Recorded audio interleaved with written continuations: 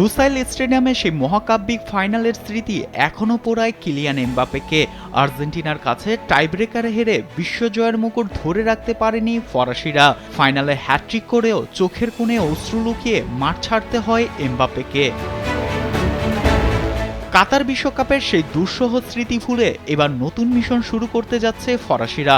এবারের বিশ্বকাপে hot favourite দল ফ্রান্স। প্রথমবারের মতো বিশ্বকাপ মঞ্চে অধিনায়ক হিসেবে নামছেন কিলিয়ান এমবাপ্পে। টানা তৃতীয় বিশ্বকাপ খেলতে যাওয়া এই তারকা ফুটবলারের সামনে নতুন রেকর্ডের হাতছানি। বিশ্বকাপে সর্বোচ্চ গোলদাতা হতে তার প্রয়োজন আর 4 গোল। তাহলে ক্লোসাকে হাঁটিয়ে এই মঞ্চে নাম লেখাবেন রিয়াল মাদ্রিদের এই তারকা।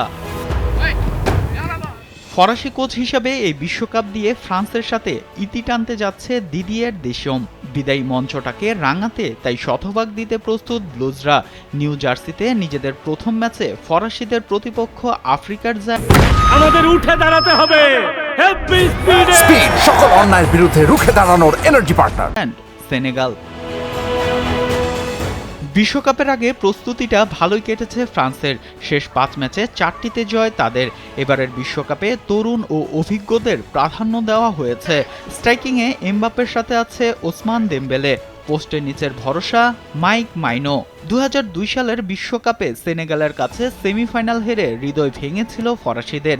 এবার সেই প্রতিশোধ নিতে মরিয়া দেশমের দল। অন্যদিকে ছেড়ে কথা বলবে না আফ্রিকার জায়ান্ট সেনেগাল। দলের তারকা ফুটবলার সাদিও মানের সাফ কথা, ফ্রান্সকে হারাতে প্রয়োজনে মাঠে জীবন দিতে প্রস্তুত তারা। আফ্রিকান এই দলটির মূল শক্তি ডিফেন্স লাইন। কালিদু মুসাদের মতো সেন্টার ব্যাকরা যে কোনো বিশ্বমানের আক্রমণ ভাগকে রুখে দিতে সক্ষম। কাগজে কলমে ফ্রান্স এগিয়ে থাকলেও সেনেগালের জমজমাট রক্ষণ আর গতিময় কাউন্টার যে কোনো মুহূর্তে ম্যাচের ভাগ্য বদলে দিতে পারে। বিশ্বমঞ্চের এই হাই ভোল্টেজ ম্যাচ দেখতে মুখিয়ে আছে পুরো ফুটবল বিশ্ব। Fardin Saju, sports desk.